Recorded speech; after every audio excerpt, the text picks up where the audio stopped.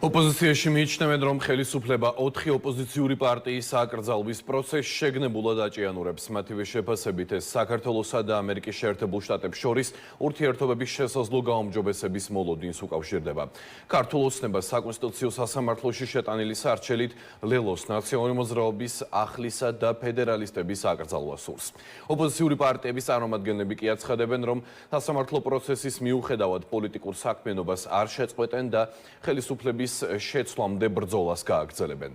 მხარეების პოზიციებსა და საქმის დეტალებზე მაგდა ბლუაშვილი ისაუბრებს პირდაპირ ეთერში. მაგდა, მოგესალმები და გისმენთ.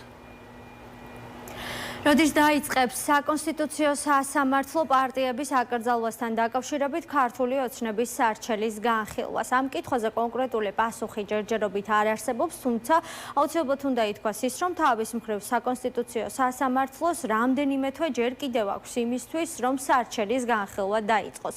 უნდა შევახსენოთ მაყურებელს, რომ ახლა აკრძალვა 4 ოპოზიციურ პარტიას ემუქრება, კერძოდ ნაციონალურ მოძრაობას, კოალიცია ცვლილებისთვის, ფედერალისტები და ლელო ძლიერი საქართველო. მიმდინარე პროცესების ფონზე კი პოზიციას არ იცვლის ქართული ოცნება. მართველი გუნდის წევრების მხრიდან გვესმის კვლავაც კრიტიკული გზავნილები ოპონენტების მისამართით და განსაკუთრებით ნაციონალური მოძრაობის მისამართით.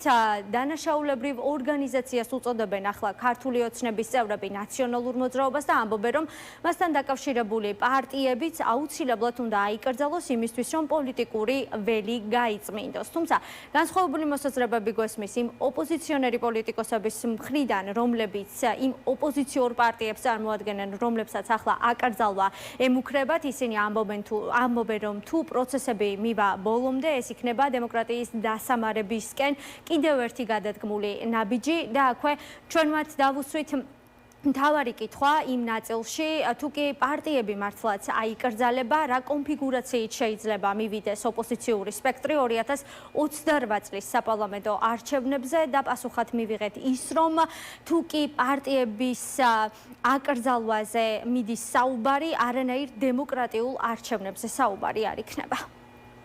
საპარლამენტო არჩევნები არ არანაირი არჩევნები არ არსებობს ამ ქვეყანაში მანამ სანამ ასეთი მიზღუმები გვაქვს, რომ შეიძლება თურმე მილიონამდე მათივე დათვლებით მილიონამდე ადამიანს აუგზავნონ აქტიური საარჩევნო უფლება. ხო, იმიტომ რომ ეს პასიურ საარჩევნო უფლებას კი არ უზღუდავენ მარტო ამ 4 პარტიის წარმომადგენლებს, არამედ იმ ადამიანებს, რომლებიც არიან მილიონამდე მათივე დათვლით და აძლევენ ხმას, როგორც წინ არჩევნებზე ჩანდა მათივე დათვლებით, კიდევ ერთხელ ვიმეორებ ამ პოლიტიკურ პარტიებს. ხო, ეს არანაირი უკვე დემოკრატიის შანწყალიც კი აღარ იქნება ამ ქვეყანაში და იქნება საბოლოოდ დაკანონებული ავტორიტარიზმი, რაც იქნება წითელი ხაზი მათ შორის მთელი დასავლეთისთვის და არანაირ ლეგიტიმაციაზე ხა საუბარი აღარ იქნება არც ერთ საარჩევნო ბრწყალებში პროცესზე. საუბარი როდესაც პარტიების აკრძალვაზე მიდგება, იქ იმ ქვეყანაში დემოკრატია არ არსებობს და იმ ქვეყანაში არჩევნები შეუძლებელია რომ ჩატარდეს, სადაც ასეთი გამოგონილი მიზეზებით იგრძელება პარტიები. ახლა კომუნისტური და ნაცისტური პარტიებია აკრძალული ძირითადად მსოფლიოში და იქ გასაგებია რატომ აკრძალული და აქ საქართველოში რომ არ მომწონს რომ ოპოზიცია მომიგო არჩევნები და ამიტომ უნდა აკრძალო,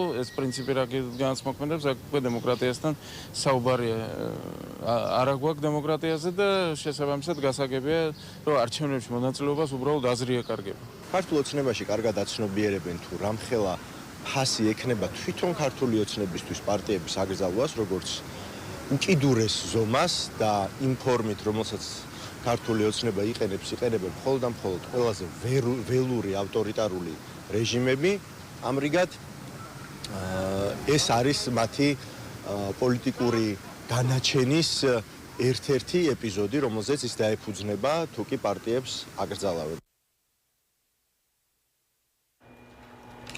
როდესაც პარტიების აკრძალვაზე საზოგადოებას უნდა შევახსენოთ, რომ თავდაპირველად ქართულ ოცნებას საკონსტიტუციო სასამართლოში სარჩელი 3 ოპოზიციურ პარტიაზე ჰქონდა გაგზავნილი, შემდგომ კი ეს სარჩელი უკვე დაკორექტირდა და მეოთხე ოპოზიციური პარტია დაემატა სიას, კერძოდ ფედერალისტები და უკვე 2026 წლის 20 აპრილს მოხდა ახალი სარჩელის გაგზავნა ქართული ოცნების მხრიდან საკონსტიტუციო სასამართლოში. უნდა აღინიშნოს ისიც, რომ ასაკრძალთა პარტიების სიაში კვლავაც ვერ მოხვდა. გახარიას გუნდი ექს-პრემიერის პარტიის წარმომადგენლების პოზიცია მოვისმინეთ. დღეს და მათი განცხადებებიც არის უცვლელი, ისინი ქართულ ოცნებას პროცესების გაჭიანურებაში ზდებენ ბრალს და აქვე ამბობენ, რომ თუ კი პროცესს მიიყვანს ბოლომდე საკონსტიტუციო სასამართლო, მათ აქვთ ასეთი მოლოდინი, რომ ნაციონალური მოძრაობის აკრძალვა მაინც არ მოხდება. თავარი ამ ყველაფერში არის ის, რომ ოცნების მოტივაცია არის ერთადერთი ამ პროცესში. ნებისმიერ ფასად შეინარჩუნოს ძალაუფლება. ოცნება მიუხედავად აი ამ პროცესისა არ აკრძალავს ნაციონალურ მოძრაობას, იმიტომ რომ ოცნება დგას ნაციონალურ მოძრაობაზე. რომ ოცნება ნაციონალური მოძრაობის გარეშე ვერ მოიგებს ვერასდროს არჩევნებს. არაფორმალურად და რეალურად მაინც დატოვებს ნაციონალურ მოძრაობას, როგორც მის ასე ვთქვათ, მთავარ პოლიტიკურ მეტოქეს და რაც მთავარია მტრის ხალხს, იმიტომ რომ ოცნება თავად ზრუნავს იმაზე, რომ ნაციონალური მოძრაობის დაბრუნების შიში ამ ქვეყანაში იყოს ყველაზე ძლიერი შიში.